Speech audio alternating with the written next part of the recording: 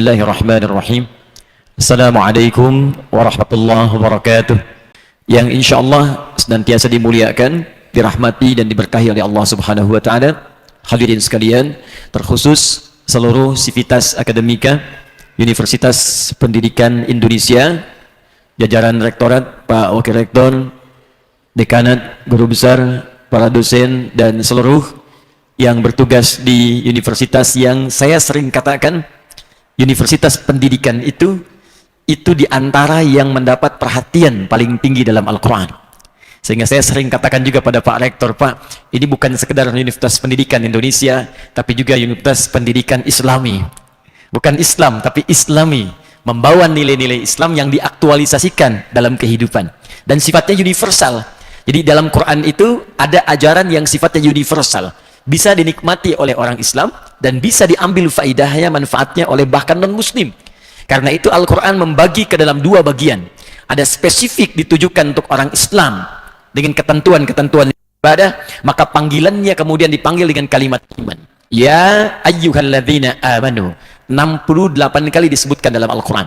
Hei orang-orang yang telah beriman kepada Allah Subhanahu wa Ta'ala. Maka spesifik turunan dari iman itu menjadi amalan-amalan yang spesifik mengandung nilai ibadah langsung hubungan dengan Allah Subhanahu wa Ta'ala.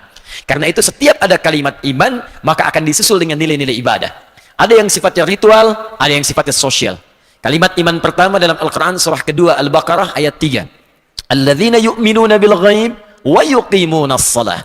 Jadi salat dibuka dengan kalimat iman. Dan orang yang salat mustahil diperintahkan salat kalau dia belum beriman. Karena itu salat berlaku bagi yang beriman saja. Infak berlaku bagi yang beriman saja. Interaksi dengan Al-Quran, baca Quran, menghafal Quran, menjadi ibadah bagi yang beriman. Ada yang sifatnya sosial. Quran surah kelima, misalnya Al-Ma'idah, ayat yang pertama. Ya ayyuhalladzina amanu aufu bil uqud. Hai orang-orang yang merasa beriman, tepati janji. Kalau sudah berjanji, tepati. Menepati janji bagi orang yang beriman bukan sekedar bagian dari aktivitas sosial yang harus dilakukan, tapi juga bagian dari komitmen kepada imannya. Ada lagi yang terkait dengan hubungan sosial, berinteraksi dengan baik, akhlak yang baik, kata-kata yang mulia. Quran surah ke-49 misal, ayat 11 sampai dengan ayat ke-12. Ya ayyuhalladzina amanu la yaskhar qaumin qaum. Hai orang-orang yang merasa punya iman, maka imanmu akan mendorong lisanmu untuk berkata yang mulia. Katakan yang baik-baik. Jangan saling mencela, jangan menghujat, jangan menghina. Jadi kalau ada orang merasa beriman, ada iman dalam jiwanya, dan lisannya masih berkata yang tidak baik, maka kata Allah ada sesuatu yang keliru dengan imannya. Jadi cukup dengan iman itu akan memberikan pancaran pada lisan kita untuk berkata yang baik-baik. La yaghtab ba'dukum ba'dha, jangan gosip, jangan bicarakan keburukan orang. Jadi ketika seseorang mengatakan saya beriman, maka iman itu akan memberikan pancaran pada lisannya untuk memberikan kalimat-kalimat yang mulia. Ini nggak ada orang Islam itu yang beriman gosip. Saya tidak, Pak. Alhamdulillah. Nggak seperti ibu itu tuh. Kalau bicara banyak kesana kemari. Ya sama. Jadi iman itu yang paling menarik, Pak. Ibu, bahkan dalam dunia pekerjaan pun, kata Allah orang beriman itu imannya akan menuntun. Ia profesional dalam pekerjaannya dan selalu mengarahkan pada yang baik dalam setiap aktivitasnya. Anda bandingkan Quran surah kedua Al-Baqarah ayat 168 dengan 172. Ketika Allah mengatakan kepada umumnya manusia untuk beraktivitas, bekerja, apapun yang dilakukan dengan profesi yang berbeda-beda, Allah panggil dengan kalimat nas. Ya ayyuhan nas. Hei manusia. Nas disebutkan 241 kali dalam Al-Quran. Mencakup seluruh kalangan manusia tanpa kecuali. Baik itu muslimkah, non-muslimkah, besar, kecil, tua, muda, laki-laki, perempuan, terbuka peluangnya. Maka ketika Allah panggil dengan kalimat nas, itu artinya informasi yang disampaikan, ajaran yang ingin ditampilkan tidak hanya bermanfaat untuk orang yang beriman, tapi universal sifatnya. Sepanjang menjadi manusia, itu pasti akan terbawa dan bermanfaat dalam kehidupannya. Kata Allah, kulu mimma fil ardi halalan thayyibah. Silahkan Anda beraktivitas, bekerja sesuai dengan passion yang Anda senangi. Ada di kepolisian seperti Pak Joni, ya, beliau Kapolsek di sini. Kita doakan mudah-mudahan tugasnya insya Allah lancar, berkah, ya, dan bermanfaat tentunya dalam kehidupan yang dijalani oleh beliau. Ada yang menjadi dosen, ada yang di birokrat, ada yang diplomasi, ada yang berbisnis. Silakan kata Allah. Cuma saya tekankan satu hukum yang sifatnya universal. Kulu mimma fil ardi. Silakan menyebar di bumi. Silakan beraktivitas. Silakan mencari makan. Ini bentuk sinekdok pas prototo. Disebutkan sebagian, dimaksud keseluruhan. Mau kemana Pak? Mencari sesuap nasi. Kan yang dicari banyak ya, bukan cuma sesuap. Lawannya sinekor fotoproperti, Bapak Ibu lebih tahu dibandingkan dengan saya. Ya kata Allah, silahkan beraktivitas, cuma halalan thayyiban. Anda mesti mencari dengan cara yang legal, dengan cara yang benar. Ikuti aturan hukum yang berlaku. Nah, mengikuti aturan hukum itu kan berlaku umum. Negara membuat hukum bukan hanya untuk orang Islam, non-muslim juga berlaku. Bikin hukum yang disepakati, ikuti ketentuan itu, jangan dilanggar. Kalau dalam konteks kekinian, Anda bekerja silahkan. Jauhi korupsi, jauhi sogokan, jauhi pencurian, jauhi hal-hal yang tidak legal. Kata Allah, kerjakan dengan legal, yang halal. Thayyiba, hasil dari yang halal itu, maka gunakanlah untuk mendapatkan hal yang bermanfaat yang dibutuhkan. Indah dalam Islam itu. Nggak semua Bapak Ibu yang didapatkan itu mesti dibelikan sesuatu yang diinginkan. Nggak semua yang diinginkan itu mesti dibeli. Apa asas kebutuhannya? Saya mau minum, asas kebutuhan minum itu adalah untuk menghilangkan haus.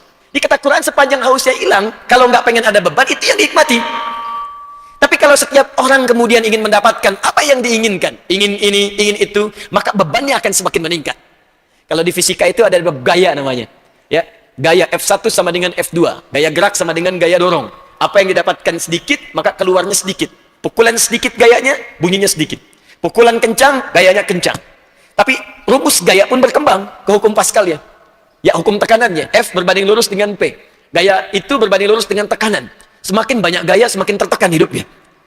Jadi, kalau orang penghasilan 5 juta, tapi gayanya 10 juta, tekanannya tinggi. Ya, passionnya bertambah. Ya. Karena itulah kata Al-Quran, silahkan setiap manusia bekerja dengan legal, dan berikan kesempatan pada Anda untuk memenuhi kebutuhan hidup. Bukan setiap yang diinginkan harus dipenuhi. Tapi perhatikan. Ketika ayat pindah pada orang beriman, maka diganti kalimatnya dari nas menjadi amanu. Ya ayyuhalladzina amanu. Quran surah kedua ayat 172. Orang-orang yang merasa beriman, mendapati iman dalam dirinya. Dosen yang beriman, mahasiswa yang beriman, pejabat yang beriman, polisi yang beriman, TNI yang beriman, ustadz yang beriman. Perhatikan kalimatnya. Kulu min thayyibati ma razaqnakum.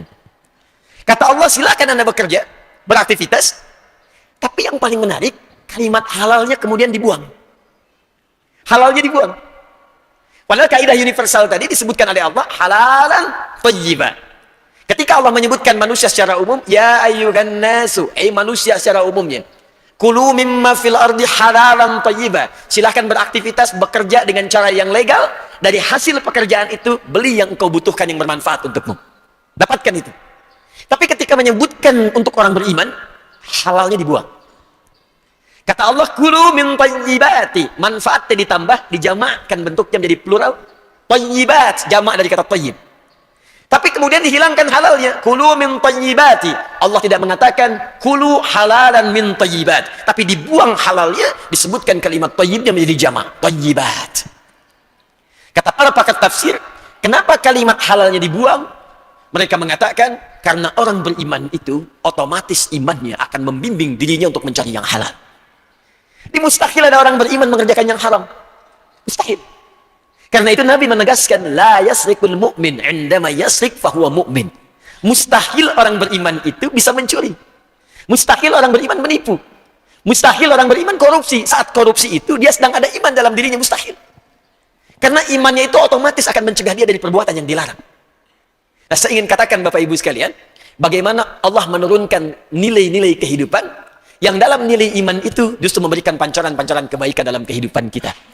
Nah, adapun tadi yang ingin kita bahas adalah, ternyata aspek pendidikan, saking pentingnya dalam berkehidupan di muka bumi ini, saking pentingnya dalam menjaga stabilitas kehidupan di muka bumi ini, maka Allah jadikan sifatnya tidak hanya khusus bagi yang beriman saja, maka diberikan kaidahnya secara universal.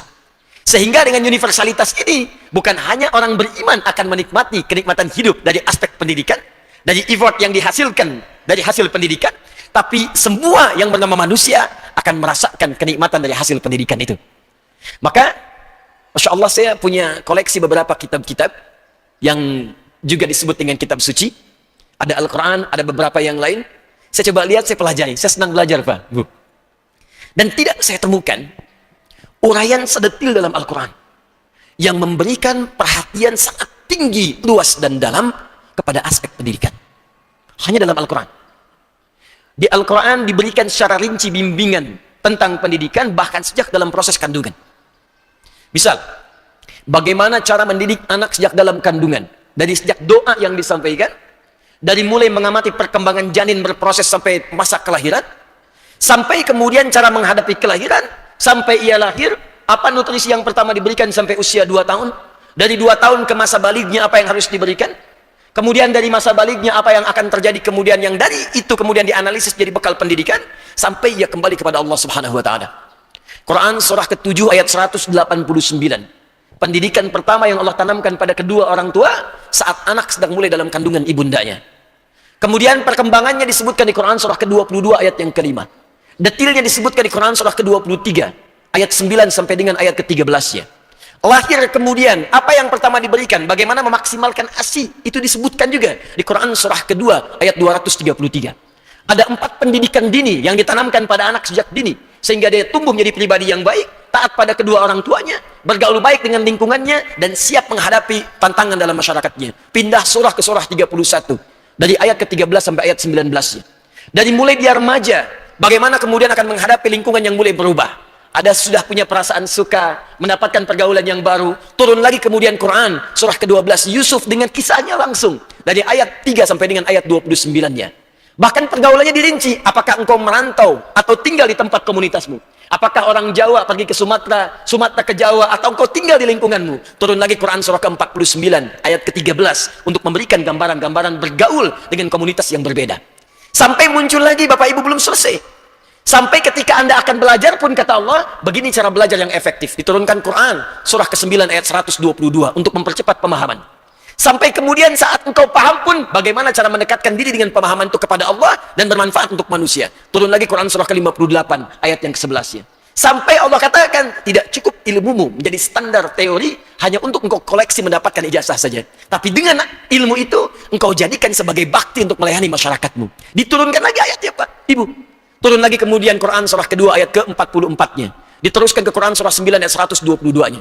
Saya ingin katakan, tidak ada konsep pendidikan yang sedetil diungkap dalam Al-Quran, yang semua itu diberikan secara gratis, bebas oleh Allah pada setiap manusia yang ingin mengamalkannya.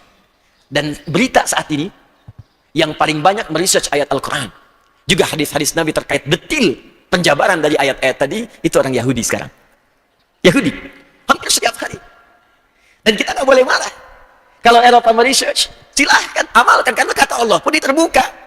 Yang keliru itu ketika umat Islam sendiri yang punya wahyunya, yang punya keterangannya, yang punya teorinya, justru tidak mengamalkannya. Kita tidak bisa menyalahkan orang yang mengambil nilai kebaikan untuk diamalkan oleh mereka. Manfaatnya dunia, akhirat tidak dapat. Hanya yang jadi pertanyaan, kenapa umat Islam kita yang tidak mempraktekannya? Maka disinilah kemudian Allah memberikan tantangan kepada kita.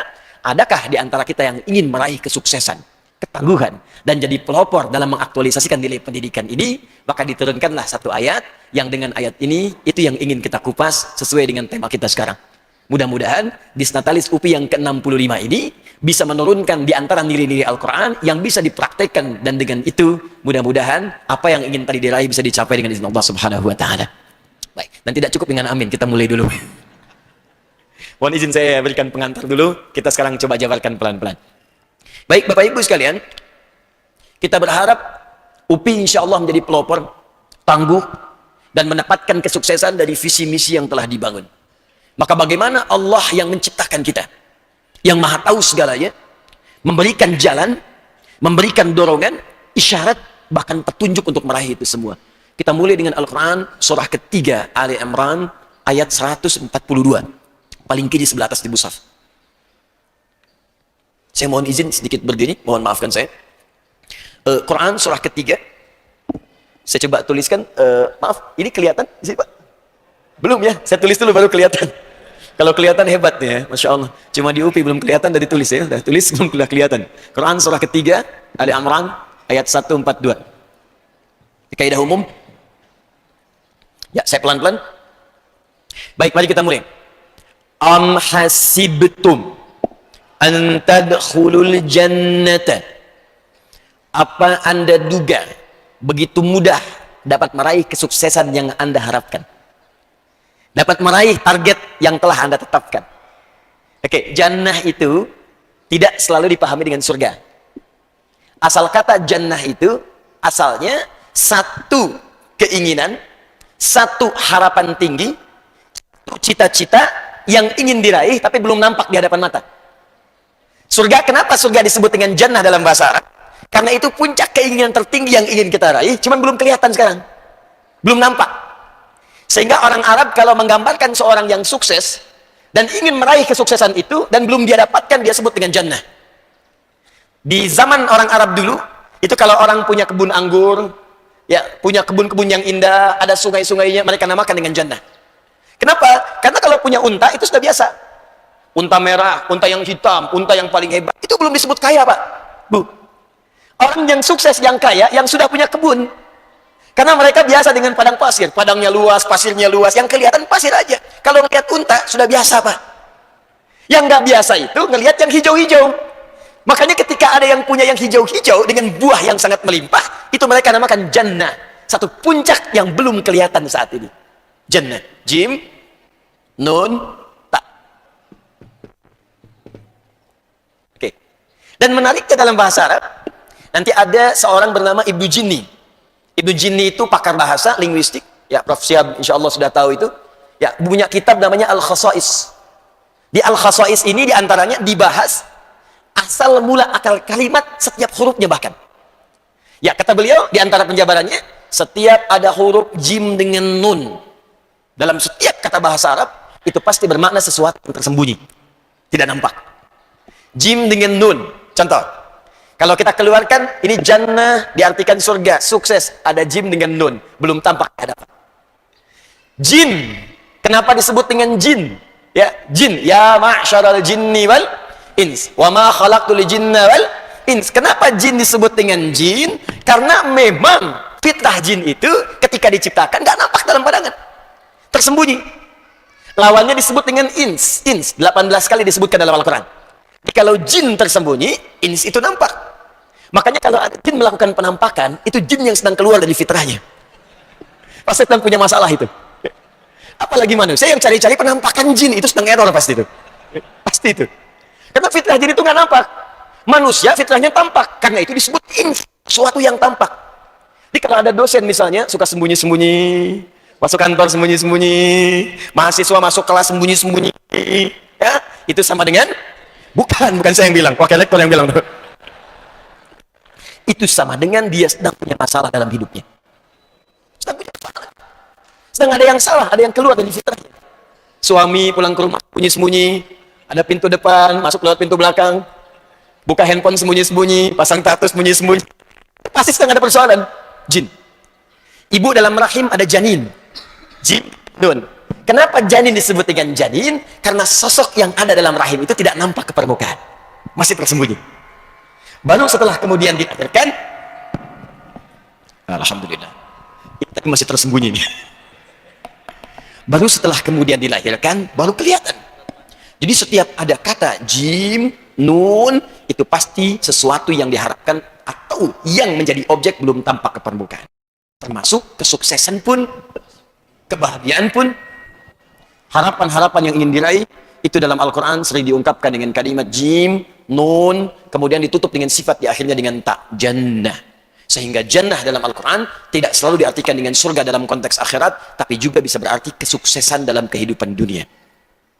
Kalau dalam konteks pendidikan yang ingin kita raih, kemudian kita detilkan pemahamannya, ini mohon maaf saya masuk dengan skala ilmiah, karena kita berada di lingkungan kampus. Am hasibtum an tadkhulul jannata. Apa Anda mudah? Apa begitu gampang ingin mewujudkan kesuksesan yang telah tadi ingin kita capai? Ingin jadi pelopor, ingin menjadi yang paling unggul, ingin menjadi yang paling bisa diteladani dalam aspek pendidikan misalnya. Apa mudah kemudian mewujudkan itu semua? Kata Allah, tidak semudah membalikan telapak tangan, tapi saya akan berikan jalannya.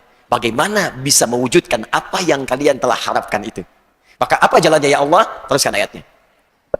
وَلَمَّا يَعْلَمِ اللَّهُ الَّذِينَ جَاهَدُوا مِنْكُمْ. Satu.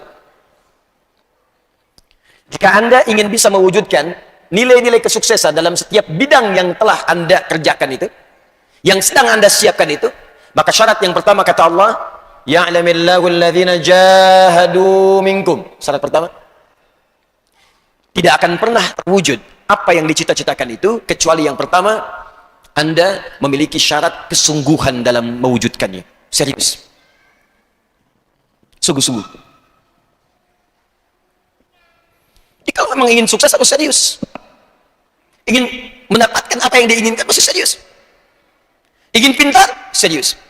Ingin kaya, serius. Ingin punya kedudukan, serius. Sungguh-sungguh. Tapi yang paling menarik, belum selesai kalimat ini, dalam bahasa Arab, kata jahadu, kalau kita telusuri lagi akar katanya, ini keindahan bahasa Al-Quran, itu bersumber dari kata al-juhdu yang punya 3 turunan kata lagi. Di sini kemudian keseriusan itu diturunkan.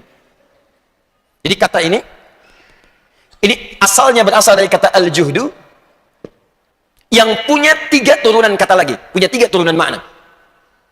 Satu, disebut dengan ijtihad namanya. Ijtihad, kesungguhan merencanakan, membuat konsep. Rencana, mapping, peta. Sekarang UPI tadi membuat sebuah visi untuk ke depan, menjadi universitas yang pelopor di bidang pendidikan. Unggul kemudian di bidang pendidikan. Allah balik tanya, konsepnya apa? Rencananya mana? Jangka panjangnya, jangka penengahnya, jangka pendeknya. Apa visi yang sedang Anda siapkan untuk mewujudkan itu? Mau pelopor di bidang apa pendidikannya? Apakah pendidikannya di eksaknya? Di sosialnya? Apakah pendidikannya masalah budayanya? Kata Allah, turunkan konsepnya. Perjelas kemudian keadaannya. Karena itulah khusus bagi umat Islam. Itu Allah berikan jalan untuk memperjelas rencana-rencana hidup, bahkan dari ibadah yang dikerjakan. Jadi mohon maaf Bapak Ibu sekalian, saya ambil contoh satu saja yang sering kita kerjakan setiap hari. Sholat misalnya. Banyak orang Islam sekarang, ketika menunaikan ibadah, ini ada sindiran halus tapi tajam dalam Al-Quran. Banyak yang ibadah, kata Allah, tapi tidak memahami apa yang dia kerjakan dalam ibadahnya. Saya ingin tanya sebentar. Jawab saja masing-masing dalam hati ya.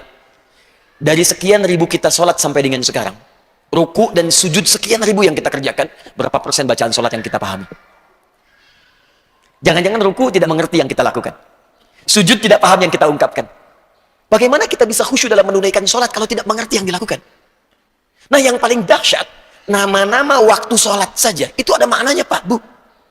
Itu diajarkan oleh Nabi dan dipraktekkan oleh sahabat. Dan ketika dipraktekkan itu, Allahu Akbar, tidak pernah ada aktivitas apapun, pekerjaan apapun yang dikerjakan oleh para sahabat kecuali sukses di bidangnya masing-masing. Subuh, saya berikan contoh. Kenapa disebut dengan subuh? Bersumber dari kata asbah, sesuatu yang sudah siap dengan rencana. Subuh. Asbah. Jadi ketika Anda dipanggil lewat sholat subuh itu, Allahu Akbar, Allahu Akbar, memancar dari hati kita, respon, untuk merespon suara adzan. Siap-siap kita sholat. Pancaran yang baik dari sumber jiwa kita disebut fajar namanya. Maka sholatnya disebut dengan sholat fajar.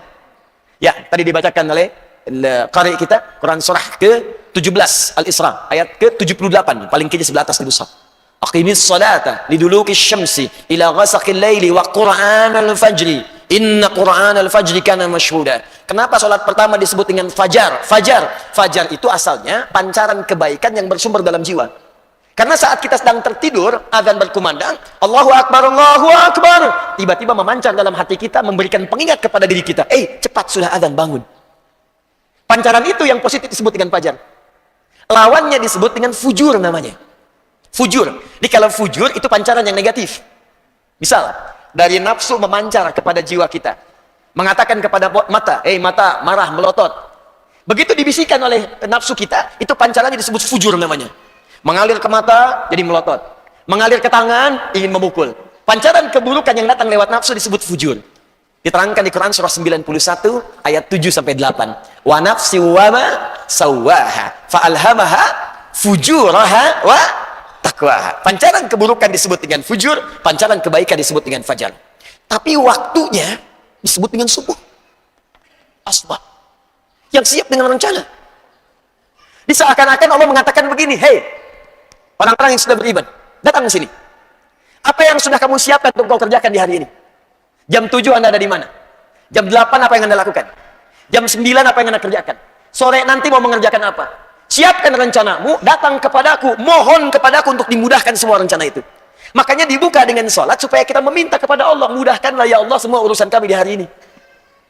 Itu konsepnya. Berapa banyak umat Islam yang datang sholat subuh, tapi hanya sekedar mengerjakan ibadah formalitas saja. Sholat, jamaah, pulang. Sholat, salam, pulang. Berapa rencana yang akan dieksekusi di hari itu? Silahkan cek. Apalagi kalau levelnya ingin kita naikkan.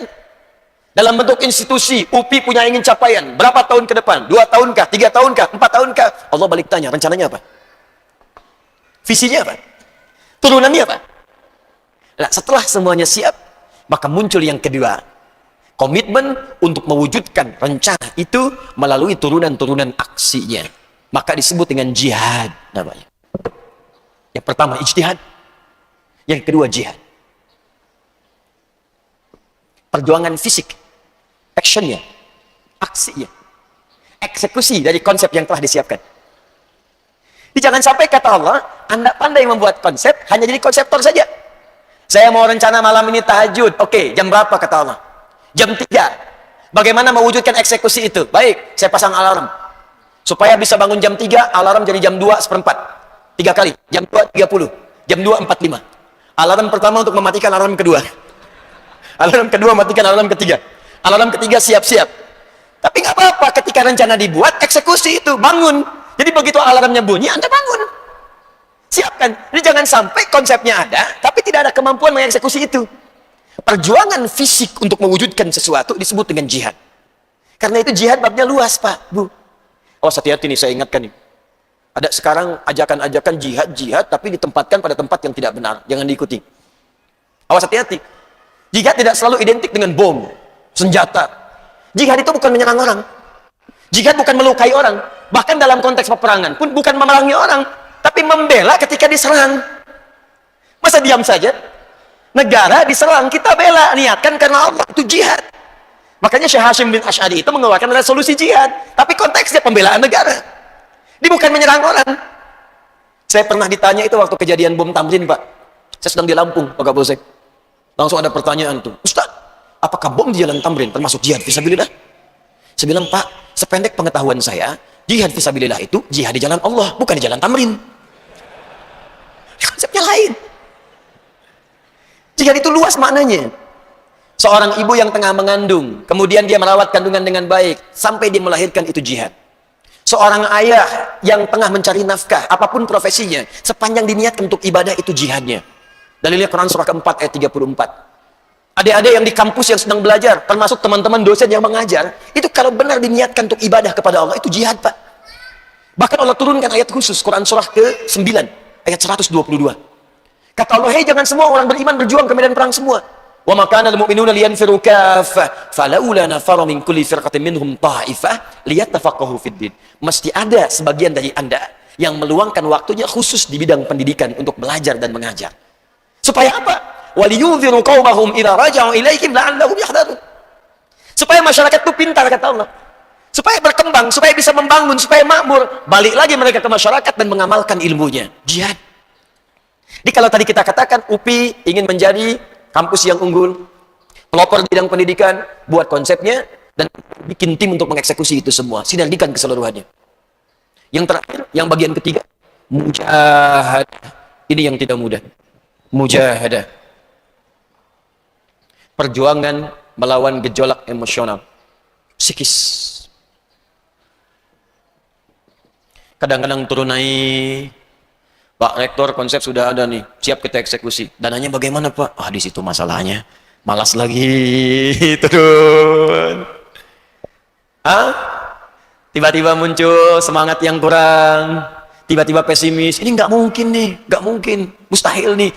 Kalau sudah kita rencanakan, siap dieksekusi, maka kata Allah, perangi segala perasaan yang negatif dalam diri kita supaya apa yang telah kita konsep maksimal kita lalui.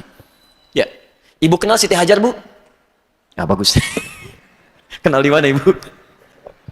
Baik, tapi agak lumayan lah ya. Di sini agak kenal Sayyidah Hajar. Saya pernah ke Sukabumi, itu ada yang kenal Fir'aun.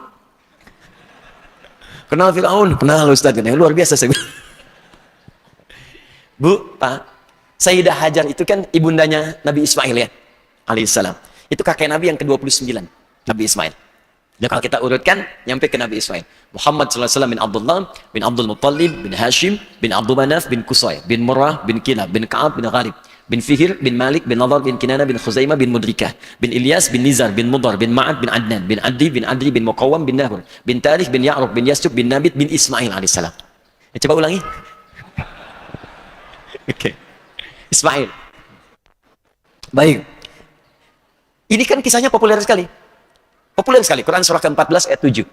Kata Nabi Ibrahim, saya tinggalkan istri dan anak saya ini biwadin ghairi dhi zar'in 'inda baitikal muharram. Saya tinggalkan, ya Allah, istri dan anakku ini masih merah bayinya di satu tempat di lembah yang tanaman pun tandus, air nggak ada. Nggak ada air.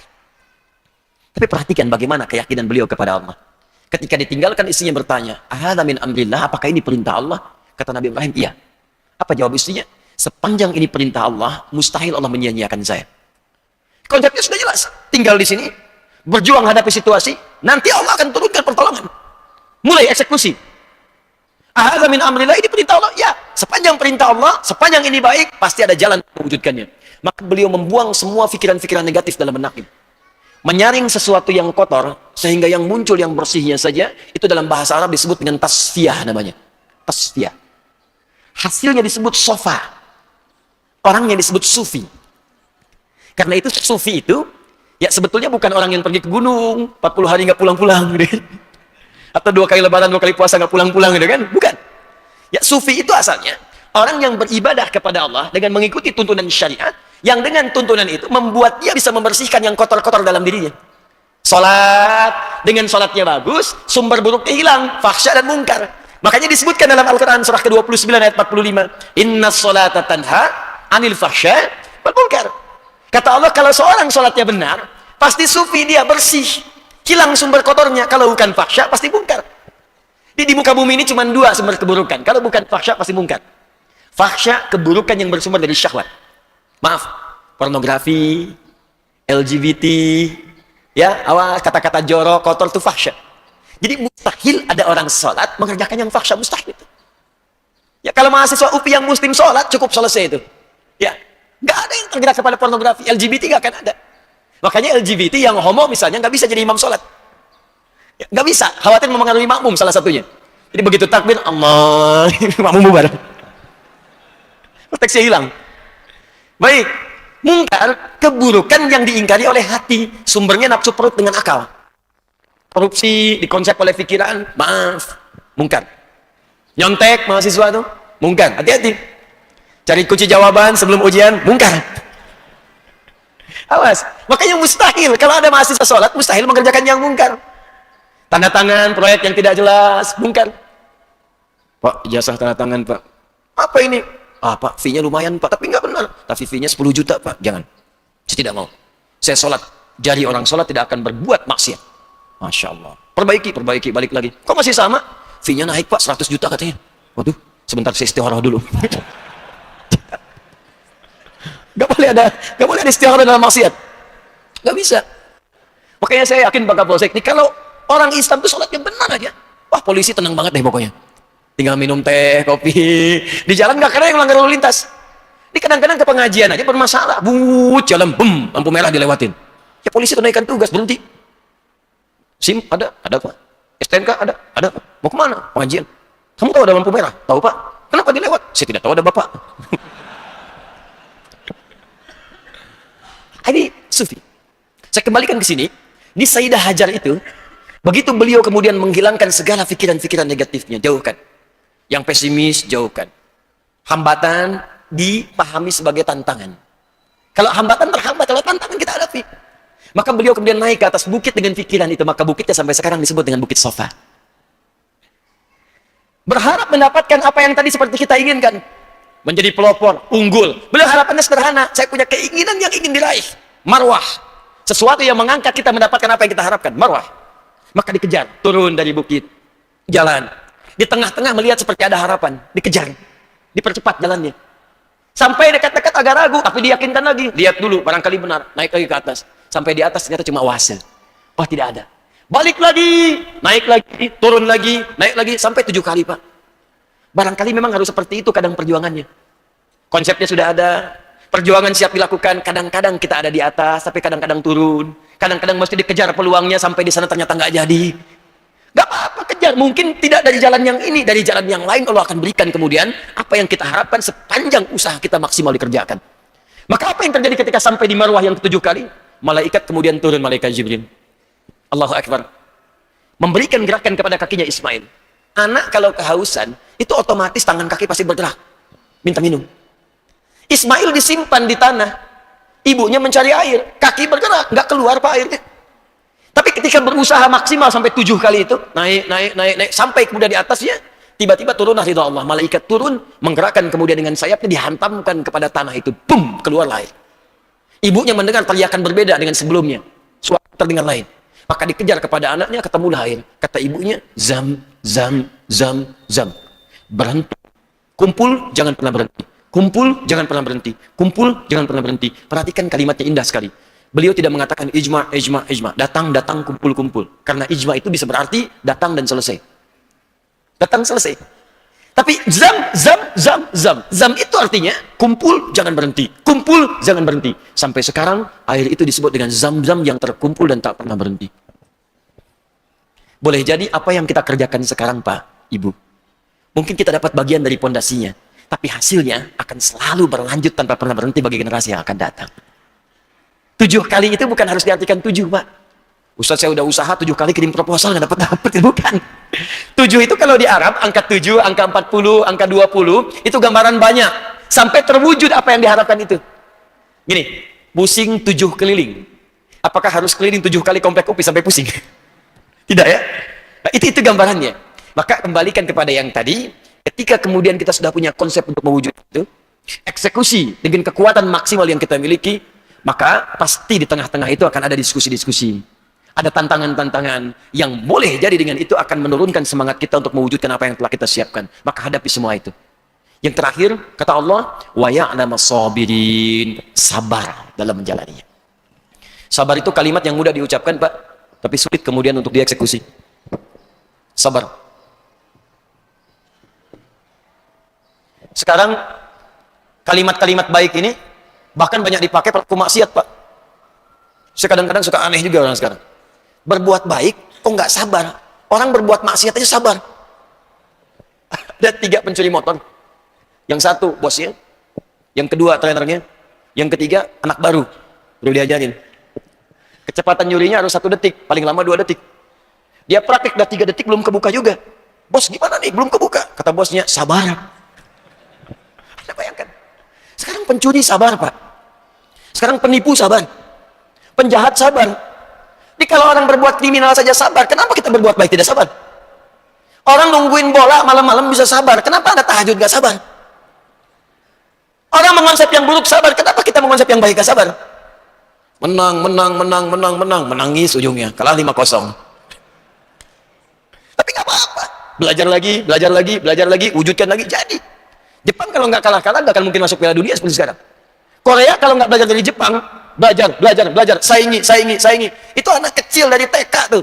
Begitu keluar ingin masuk ke TK-nya, langsung dikatakan, kalahkan Nippon. Kalau Jepang bikin ini, kita bikin ini. Jepang bikin Honda, kita bikin Hyundai. Hyundai itu Hyundai bahasa Koreanya. Bikin, sampai sekarang maju dia. Ya, luar biasa. Nah, itu yang punya konsepnya kita. Ini poinnya.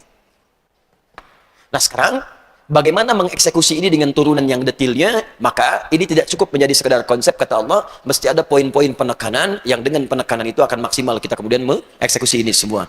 Ini diturunkan lagi menjadi 3 poin utama. Barangkali saya akan cukupkan nanti pada 3 poin ini. Mudah-mudahan ada manfaat yang kita bawa di kesempatan siang hari ini. 1. Dari sini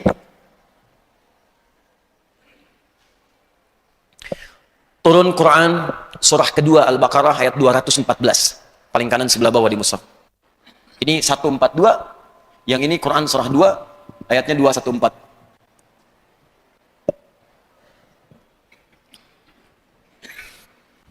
Kalimat awalnya sama, Pak, Bu. Jadi kalau yang di 142 am hasibtum an tadkhulul jannah, di sini pun am hasibtum an tadkhulul jannah. Perhatikan ayatnya. Am hasibtum an tadkhulul jannata. Apakah Anda duga Anda bisa begitu mudah mendapatkan kesuksesan yang ingin diraih? Jadi pelopor, kampus yang unggul. Apakah mudah diwujudkan itu? Sekarang mari kita lihat terusannya. Walamma. Sudah? Am hasibtum an tadkhulul jannata? Apakah mudah Anda bisa mendapatkan kesuksesan yang ingin diraih? Ya. Walamma ya'tikum mathalul ladzina khalau min qablikum. Sementara Anda belum belajar dari orang-orang sukses yang pernah meraih itu sebelum Anda. Allah minta kita tadi banding. Belajar dari orang-orang dulu. Yuk lihat kampus-kampus yang lain, siapa yang sudah lebih belum maju? Dalam negeri kah? Di luar negeri kah? UPI kirim utusan misalnya kemana? Yang maju sekarang. Kalau di Arab ada yang maju pergi ke Arab. Amerika ada yang maju pergi ke Amerika. Eropa ada yang maju pergi ke Eropa. Bukankah Nabi dalam situasi perang Badar itu, di antara tawanannya diminta oleh Nabi untuk mengajarkan masyarakat muslim? Bukankah mereka ada yang Yahudi? Bukankah ada yang Nasrani? Bukankah ada yang Yunani kemudian diambil ilmunya? Boleh terbuka. Ilmu itu boleh terbuka. Silakan. Dari manapun bisa kita ambil. Makanya kata Allah, kalau Anda ingin sukses, apalagi ingin mendapatkan surga, ya belajar dari orang-orang dulu. Ahli surga dulu tuh berjuangnya luar biasa. Bilal bagaimana perjuangannya? Ammar bin Yasir bagaimana perjuangannya? Hudzaifah al-Yamani bagaimana perjuangannya? Mereka berjuang dengan sangat maksimal. Ada yang dengan hartanya. Nabi katakan, kita akan berjuang, siapa yang mau nyumbang? Utsman mengatakan, ya Rasulullah, ini saya nyumbang. Umar berkata, ya Rasulullah, berapa butuhnya? Kata Nabi, sekian. Kata Umar, ini setengah harta saya. Dikira paling hebat, ternyata datang Abu Bakar. Kata Abu Bakar, ya Rasulullah, berapa butuhnya? Sekian. Ini semua harta saya. Kata Nabi, apa yang kau tinggalkan untuk keluargamu? Kata Abu Bakar, Allah wa Rasulahu. Saya tinggalkan Allah dan Rasulnya. Total. Anda berharap surga. Orang-orang dulu berjuang dengan maksimal. Sementara Anda berharap mendapatkannya tanpa perjuangan. Mustahil. Kata Allah, keluarkan. Karena itu Imam Al-Bukhari itu membuat kitab. Kitab sahihnya itu tidak banyak orang tahu. Itu bukan bacaan biasa, Pak. Tapi menurunkan miniat kehidupan di masa Nabi untuk kita ikuti dari sekarang. Dan nilainya terbuka. Makanya judul kitabnya, apa judul kitab Sahih Al-Bukhari? Imam Al-Bukhari? Bukan Sahih Al-Bukhari. Judul kitabnya Al-Jami' As-Sahih Al-Musnad Al-Mukhtasar min umuri Rasulillah sallallahu alaihi wasallam wa sunanihi wa ayyamihi. Itu judul kitab. Ulangi. Disingkat Sahih Al-Bukhari. Kalau ada ulama menulis kitab, itu pasti ada makna di balik judul kitab itu. Pelajari dulu. Kenapa Bulughul Maram disebut Bulughul Maram? Ya. Kenapa kemudian ada kitab Bidayatul Mujtahid? Al-Jami' As-Sahih, kata beliau, kitab ini berisi kumpulan panduan-panduan hidup yang umum sifatnya. Jami dalam ilmu hadis. Kalau khusus untuk ibadah disebut sunan namanya. Sunan At-Tirmidzi, Sunan Abu Daud. Kalau khusus untuk mendapatkan referensi hadis siapa yang meriwayatkan, musnad namanya. Ya, Aisyah radhiyallahu taala anha berapa hadisnya? Ibnu Abbas berapa hadisnya? Musnad namanya. Kalau Anda ingin mencari hadis, susah nyarinya di mana? Keluarkan satu hurufnya, lacak di satu kitab, Mu'jam namanya. Jami', kitab yang mencakup tuntunan kehidupan yang umum sifatnya. Sahih, semuanya saya validasi dengan benar, kata Al-Bukhari. Dari mana kitab ini bersumber? Langsung dari tuntunan kehidupan Rasulullah SAW saat membimbing para sahabatnya. Bu, Pak, sahabat Nabi itu ada 12.000 jumlahnya. Dari 12.000 itu ada yang jadi panglima. Dan itu 38 panglima di masa Nabi. Kekuatan satu panglimanya bisa menaklukkan Persia dan Romawi. Bayangkan. Bagaimana bisa mendapatkan kualitas seperti itu? Maka ada nanti kitabnya diurutkan. Imam Al-Bukhari membuat 97 bab. Ada babul kitabul imarah, bab tentang pemerintahan. Bagaimana menata dengan baik, bagaimana membebaskan kemiskinan, mengentaskan kemiskinan. Saya sedang diskusi dengan beberapa kepala daerah untuk menurunkan konsep ini. Dengan menggunakan konsep ini 3 tahun selesai kemiskinan.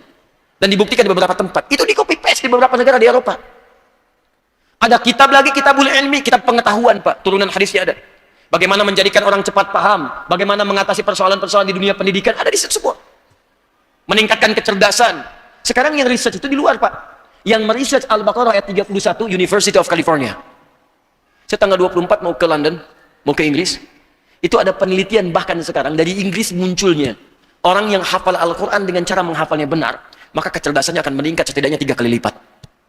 Karena dia sudah menghafalkan 52.000 kosakata dengan benar, maka akan terbuka kemudahan untuk menghafal kosakata yang lainnya. Yang riset di luar. Ada tentang kedokteran, ada bab bisnis.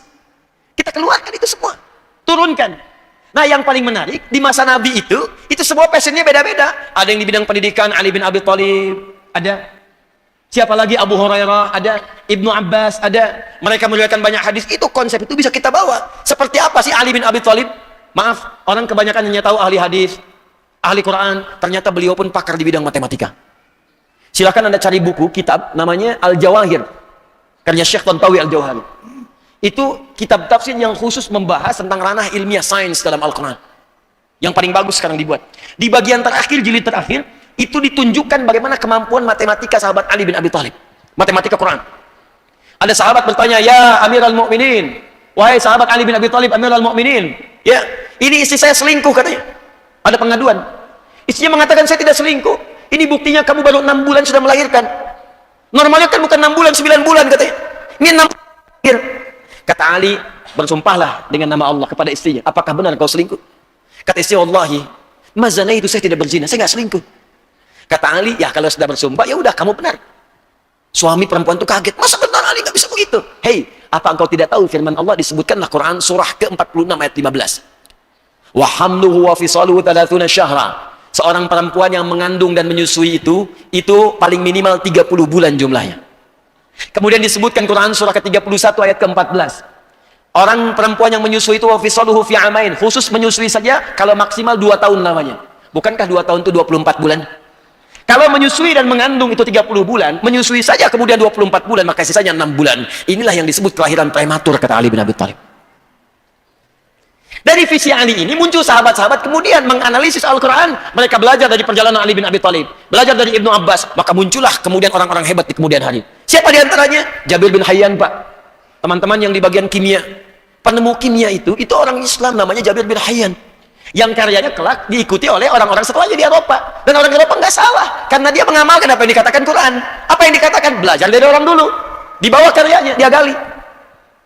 Apa yang dikatakan Jabir bin Hayyan? Dia baca surah ke-57 Al-Hadid saat sedang tilawah Al-Quran sampai ke ayat 25 dan 26. Wa anzalnal hadid, dan kami turunkan besi dari langit. Besi dari langit. Sekarang bukti nyatanya ada di Museum Geologi di Bandung ini. Saya pernah masuk ke sana, ada meteor itu yang ternyata salah satunya dari besi itu. Ya, materialnya. Dibawa besi ke laboratorium beliau, punya lab, dianalisis, dikeluarkan sampai ke partikel terkecilnya, sampai ke atomnya.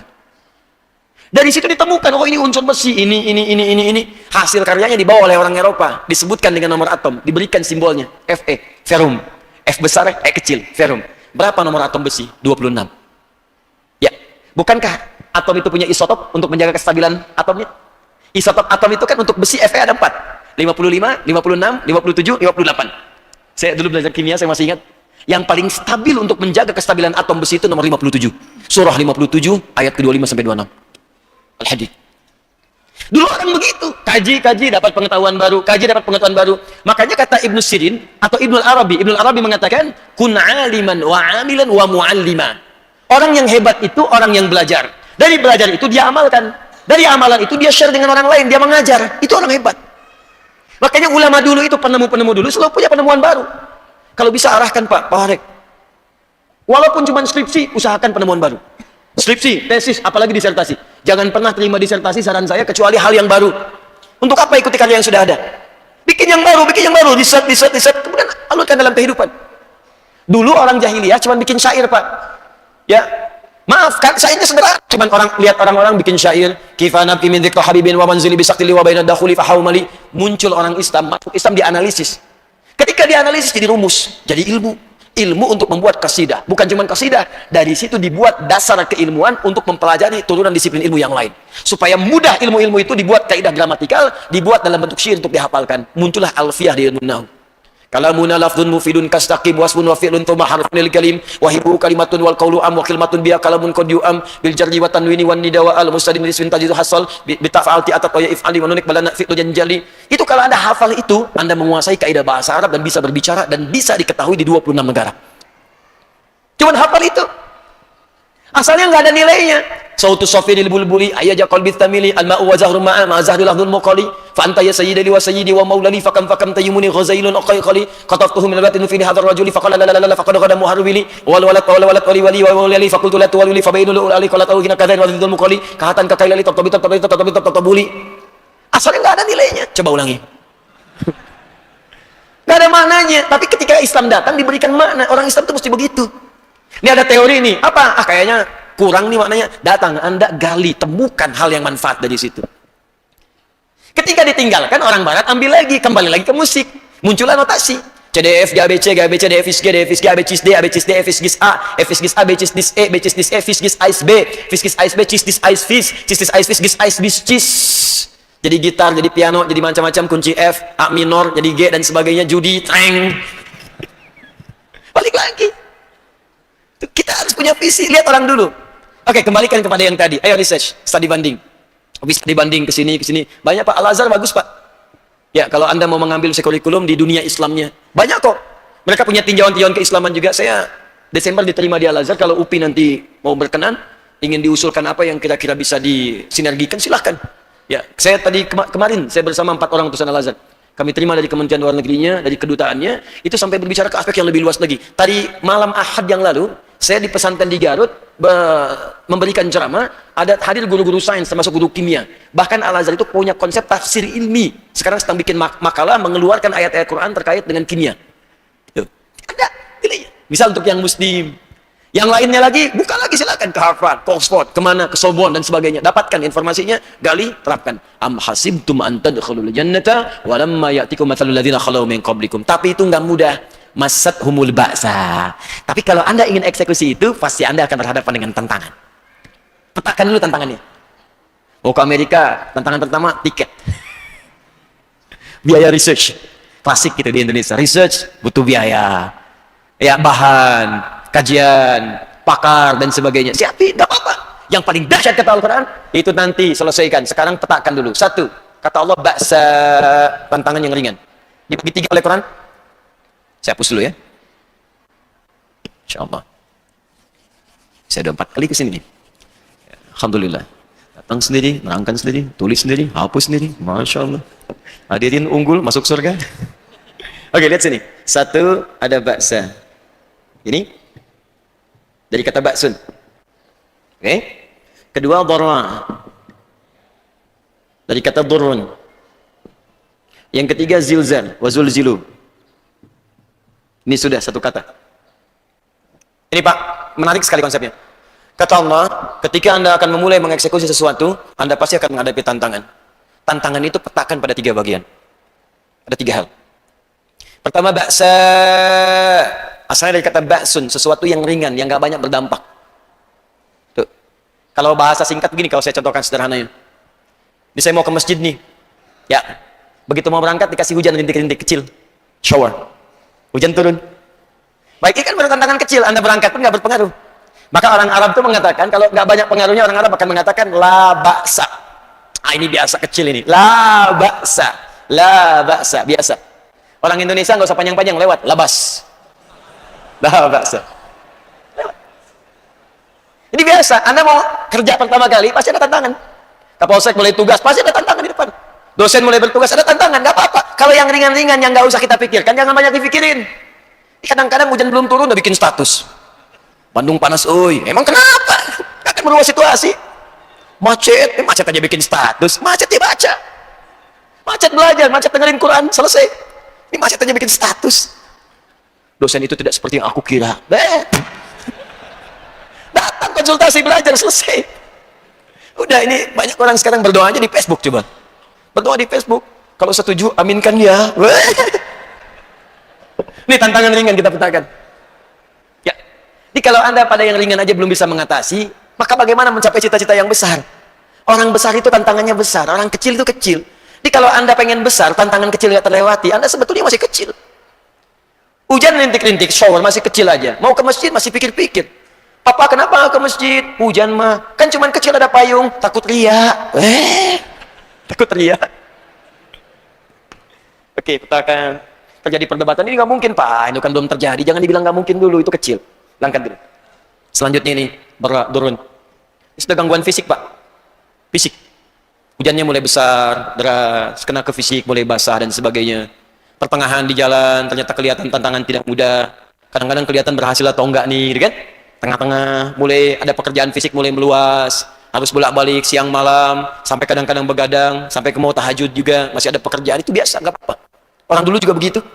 Nabi aja yang sudah jamin surga, itu tahajudnya sampai bengkak kakinya. Ternyata dicek rakaatnya itu, di Al-Bukhari nomor hadis 2008, sampai 2010, paling kanan sebelah bawah di kitab, dari Sayyidah Aisyah, itu ternyata rakaat pertamanya aja, sudah 5 juz 4 halaman.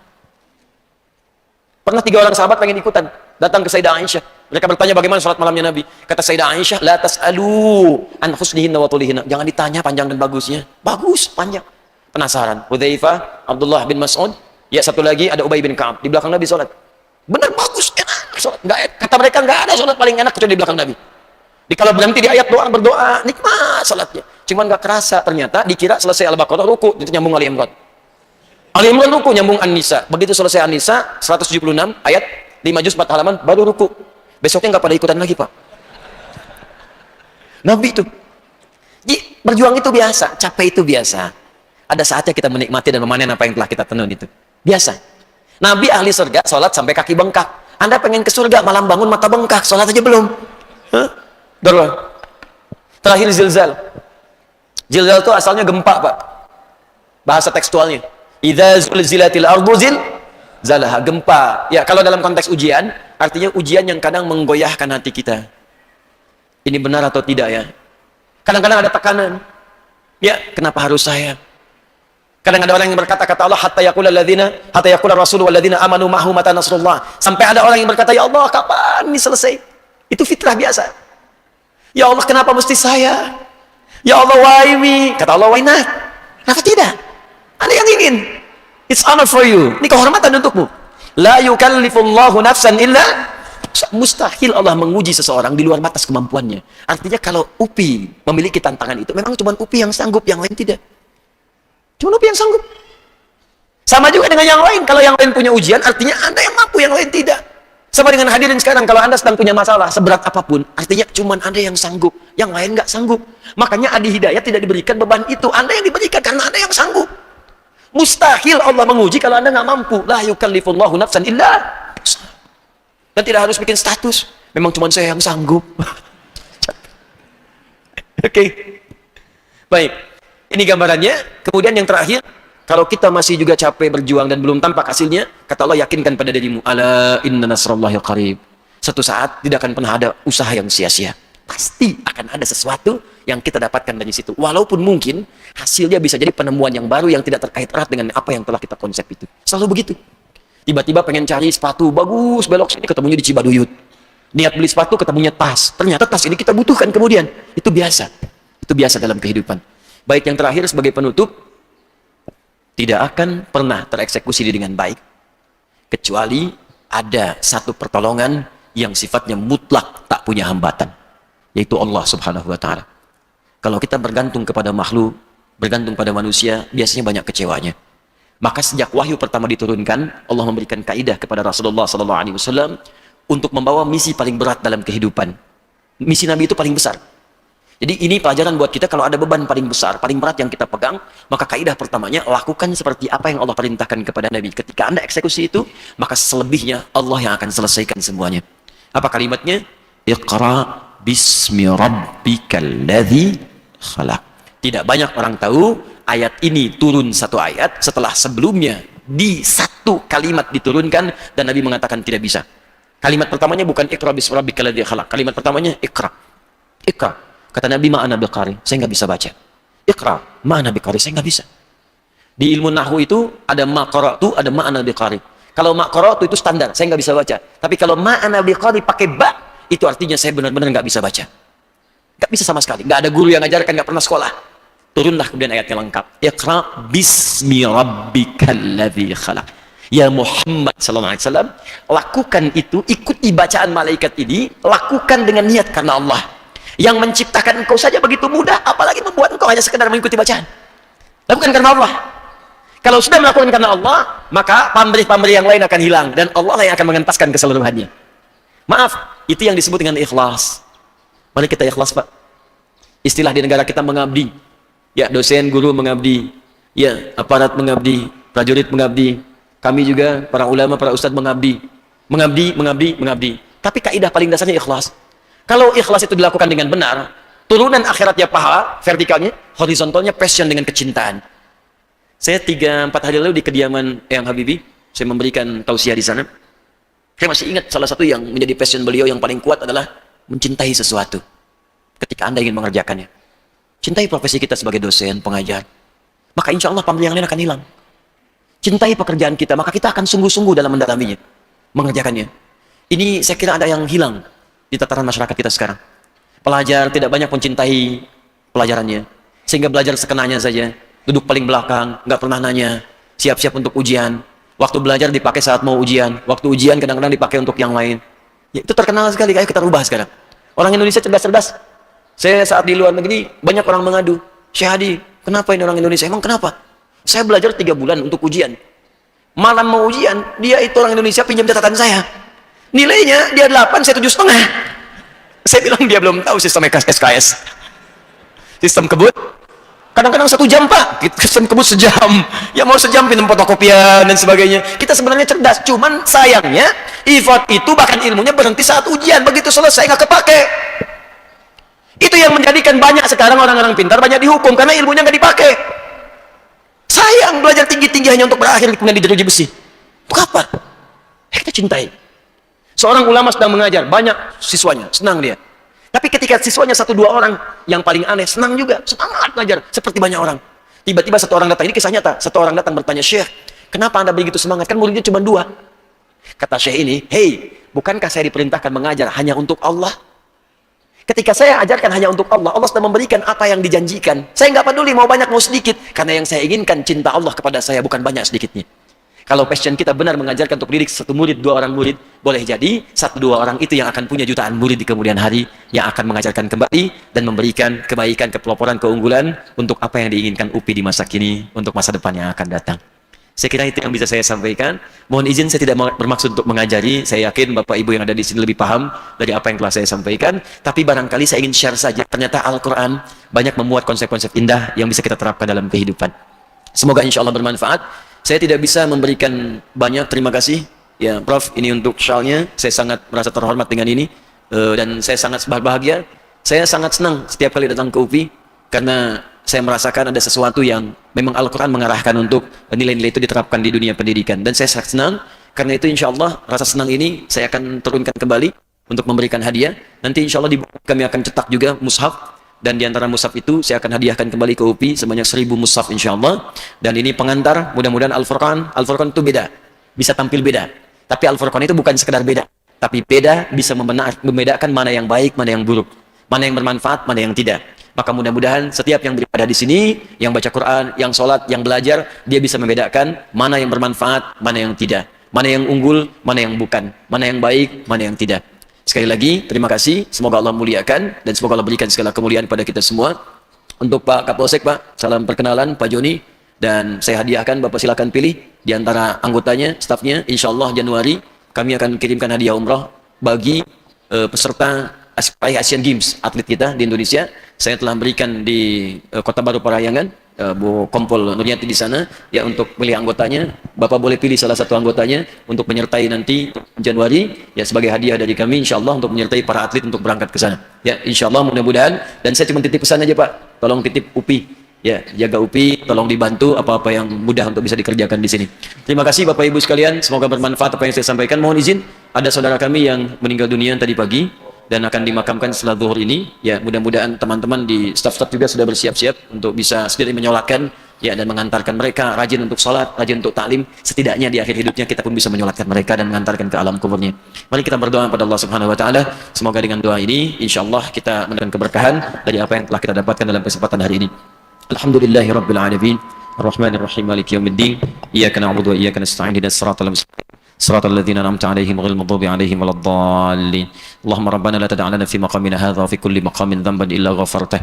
Ya Allah, kami mohon kepadamu, jika ada satupun hambamu yang ada di ruangan masjid ini atau di sekitarannya datang dengan membawa lumuran dosa, banyak kesalahannya, maka jangan biarkan dia meninggalkan lingkungan masjid ini kecuali Engkau telah ampuni segala dosa-dosanya. Wala hamman illa farajtah. Jika ada di antara kami yang tengah gelisah jiwanya, maka mohon ya Allah tenangkan keadaan hatinya. Wala asiran illa yassartah. Ya Allah, jika ada di antara kami yang tengah mengalami kesulitan dalam kehidupannya, maka mohon angkat segala kesulitannya, baik di rumah tangganya, pekerjaannya, dalam kehidupan sosialnya. Allahumma wala hajatan min hawaijid dunya wal akhirati fiha laka ridwan fiha lana as-salah inna qadaitaha ya arhamar rahimin. Ya Allah, jika ada keinginan, permohonan, harapan-harapan yang dipanjatkan oleh siapapun hamba-Mu di masjid ini, maka mohon selama itu baik bagi kehidupan dunia akhiratnya, kabulkan ya Allah, dan anugerahkan bimbingan terbaik kepada mereka. Allahumma ya arhamar rahimin, barik upi hadhil jami'ah ya rabbal alamin, yassir jami' khutatiha ya arhamar rahimin. Ya Allah, anugerahkan keberkahan pada setiap pekerjaan-pekerjaan, aktivitas-aktivitas yang berada di UPI ini ya rahmanir rahim, dan anugerahkan segala bentuk kemudahan-kemudahan yang bisa didapatkan sepanjang itu berada dalam ridha-Mu ya arhamar rahimin. Allahumma rabbana atina fid dunya hasanah, fil akhirati hasanah wa qina adzabannar. Allahumma ij'al ya Allah kullal asatidhah wal mudarrisina fi hadhil jami'ah mukhlasin. Ya Allah, mohon tanamkan keikhlasan kepada para dosen, para pengajar, para pegawai yang mengabdi di lingkungan UPI ini ya rabbal alamin. Waj'al ya Allah kulla ya Allah talamidhihim mujtahidina mujahidina fi sabilika ya arhamar rahimin, dan jadikan para mahasiswa yang belajar ya Allah di kampus ini orang-orang yang serius, orang-orang yang sungguh-sungguh, orang-orang yang mampu memberikan manfaat pada kehidupan mereka, khususnya untuk agamanya, bangsa dan negara mereka ya rabbal alamin. Allahumma rabbana taqabbal minna innaka antas samiul alim wa tub alaina innaka antat tawwabur rahim. بفضلك سبحان ربك رب العزة عما يصفون وسلام على المرسلين وآخر دعوانا أن الحمد لله رب العالمين. Demikian, dan sebagai rasa hormat saya kepada UPI yang terakhir, insyaallah bulan depan saya akan menerima honoris causa dari Istanbul, Turki, dan akan dihadiri oleh Presiden Erdogan, dan saya mengundang satu orang dari UPI. Silakan dari rektorat menunjuk satu orang yang akan menyertai di sana, dan juga ada beberapa dari perwakilan juga dari negara, dari MUI yang akan ikut ke sana, dan ada acara besar yang akan melibatkan dunia internasional.